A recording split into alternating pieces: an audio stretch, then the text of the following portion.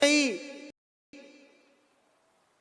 मैं इस विषय पर इसलिए जोर दे रहा हूं कि मेरी एक ही तमन्ना है कि हिंदुस्तान के हर भाई बहन का चेहरा 24 घंटे मुस्कुराता नजर आए।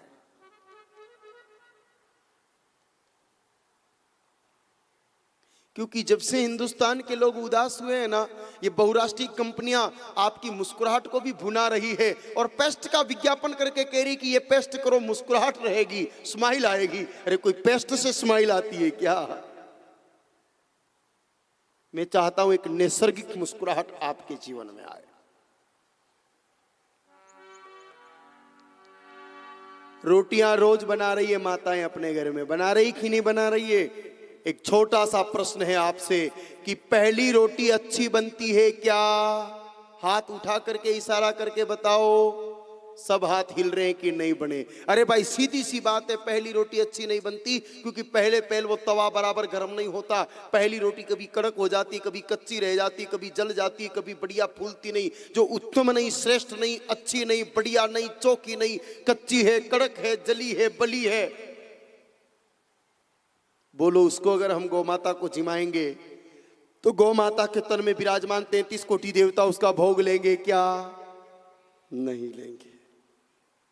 इसलिए महापुरुष कहते हैं, हमारे पूज्य गुरुदेव भगवान कहते हैं कि आनंद से भोजन बनाओ, जल्दबाजी मत करो। 2-5 रोटी सिक जाए उसके बाद उनमें से बढ़िया सी रोटी देख करके थाली में रख करके ऊपर से घी गुड़ लगा करके और आदर के साथ गौ माता को, अगर हमारे घर में है तो खूंटे पर ले जाके जिमाओ और नहीं है तो घूम रही गौ माता को आदर से अपने घर में बुलाओ। कम से कम उनके 2 अगले पैर तो हमारे घर की चौखट पर आ जाएं। फिर उसके बाद उनको आदर से थाली में से उठा के कोर कोर जिमाओ, तोड़ के जिमाओ। इस रीति से अगर आप गौ माता को भोजन जिमाओ, आपका संपूर्ण बचा हुआ भोजन नित्य 33 कोटि देवताओं की महाप्रसादी बन जाएगा। और उस भोजन को करने से प्रसन्नता ही नहीं मेरे भाई बहनों, आपकी तकदीर और तकदीर भी बदल सकती है। प्रसन्नता तो बढ़ेगी ही बढ़ेगी, जीवन की पूरी तकदीर बदल सकती है। हम खाएं उससे पहले जिमाएं, उत्तम जिमाएं और भाव से जिमाएं। खेल भावना का है। कई वृद्ध सज्जन इस सभा में बैठे हैं। सरल सी बात है, अगर आपके 2 पुत्र हैं, एक पुत्र धनपति है, एक पुत्र निर्धन है, धनवान की पत्नी अथवा हलवा पूड़ी बना करके लाए, निर्धन की गरीब की पत्नी सूखी रोटी चटनी लाए और उस सूखी रोटी चटनी को आपके सामने आदर से रखे कि लो दादाजी आराम से खाओ। लेकिन वो हलवा पूड़ी वाली ला के थाली पटके के लिए, बुड्ढे खाना हो तो खा फटाफट, टेंशन मत दे। बोलो स्वाद किस में आएगा? सूखी रोटी चटनी में, क्योंकि भाव है उसमें, भाव। और तुलसी बाबा कह गए ना, जाकी रही भावना जैसी, जाकी रही भावना जैसी, प्रभु मूर्ति देखी कैसी, प्रभु मूर्ति देखी कैसी। जय जय गौ माता, जय जय गोपाल, जय जय गौ माता, जय जय गोपाल, जय जय गौ माता, जय जय गोपाल, जय जय गौ माता, जय जय गोपाल।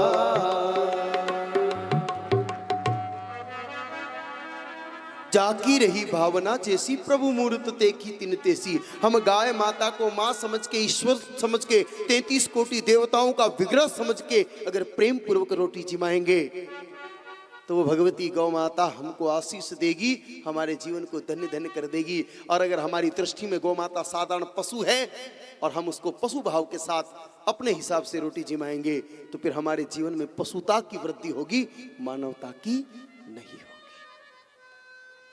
इस रीति से आप रोटी जिमाएं। ये जरूरी नहीं कि आप हमेशा के लिए शुरू कर दें। एक बार आप 1.25 महीने का संकल्प लें, कल से प्रारंभ करें। उत्तम रोटी देख के थाली में रख के घी गुड़ लगा के प्रेम पूर्वक दोनों समय गौ माता को जिमाएं, बाद में आप खाएं। सवा महीने में अगर आपको लगे कि घर में आनंद बढ़ रहा है, प्रेम बढ़ रहा है, शांति बढ़ रही है, सुकून बढ़ रहा है, भाई भाई पास में बैठ के बात कर रहे हैं, पति पत्नी का झगड़ा खत्म हो गया, सास बहू में तो माँ बेटी जैसा प्रेम बढ़ने लगा है, मेडिकल स्टोर का खर्चा धीरे धीरे डाउन हो रहा है, ब्लड प्रेशर वापस नॉर्मल हो रहा है, तो जिंदगी भर चालू रखना, बंद करना मत। और आपको लगे कि हमने तो सवा महीने तक जिमाया लेकिन हमको तो कोई फायदा नजर नहीं आया, तो 37 दिन में सवा महीना पूरा हो जाता है, 38वें दिन सीताराम वापस बंद कर देना। अपन कोई एग्रीमेंट या लिखा पढ़ी तो कर ही नहीं रहे, बंद करना भी आपके हाथ में है भाई। इतना तो करके देखो, एक बार टीवी पर किसी क्षुद्र चीज का विज्ञापन आता है, आप ला करके ट्राई करते हो, समझ में आता है तो इस्तेमाल करते हो, नहीं तो ब्रांड बदल लेते हो। तो हमारी भी इतनी बात को तो मानो, इस विज्ञापन को स्वीकार करो, पहले रोटी गाय माता को जिमाओ, बाद में आप खाओ। सवा महीने बाद अगर जीवन में आनंद बढ़ने लगे, आईने के सामने खड़े होने के बाद चेहरे पर मुस्कुराहट बढ़ती चली नजर आए, तो मेरे भाई बहनों इस सूत्र को जीवन भर निभाना ही निभाना। पहले रोटी गाय माता को जिमाना, बाद में आप खाना। और जयपुर एक ऐसा शहर है जो धर्म के मामले में प्रयोगशाला है। जयपुर शहर में धर्म को लेकर के अनेकों अनेक प्रयोग हो रहे हैं। आदरणीय राघवाचार्य जी जैसे महापुरुषों की कर्मस्थली है, तो स्वाभाविक रूप से धर्म के प्रति प्रयोग होने ही है। आज हमारे पास दो नौजवान आए, एक बड़ा सुंदर प्रकल्प लेकर कहा, महाराज लोग क्या करते हैं, वो रोटी को प्लास्टिक की थैली के अंदर डाल करके सड़क पर डाल देते हैं, या वहां डाल देते हैं जहां कचरा होता है, फिर गाय माताएं उस कचरे को भी साथ में खाती है, बासी भी खाती है। मैं आपको एक सरल सा तरीका निवेदन कर रहा हूं। प्रथम बात तो ये कि अगर आप व्यवस्था कर सकते हो तो अपने आंगन में ही गौ माता रखो, इसलिए तकलीफ है ही नहीं।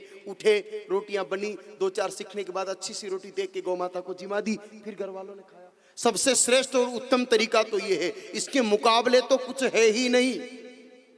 आंगन में गाय माता अगर बंधी हुई है तो जिस समय आप गैया को भोग लगा रहे हो, उस समय सकल 33 कोटि देवता प्रसन्न होकर के और आपका प्रसाद ग्रहण करने के लिए खड़े हो जाएंगे।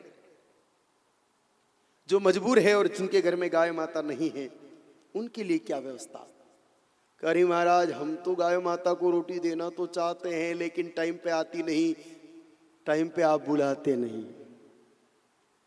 3 दिन की बात है केवल।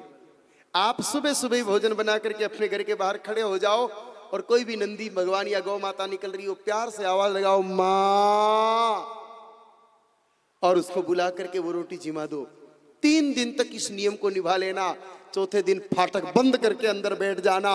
वो मां खुद आकर के आवाज लगाएगी, मां आ गई हूं प्रसाद जिमा, भिक्षाम देही। आपको आवाज लगाएगी, वो तो बड़ी कृपालु है, आपको अधिक कष्ट नहीं देना चाहती। 3 दिन आप उसकी तरफ बढ़ करके देख लो, वो सारी जिंदगी आपके द्वार पर आकर के आपके प्रसाद को पवित्र करके जाने के लिए तैयार है। आदर के साथ बुला करके तो देखो।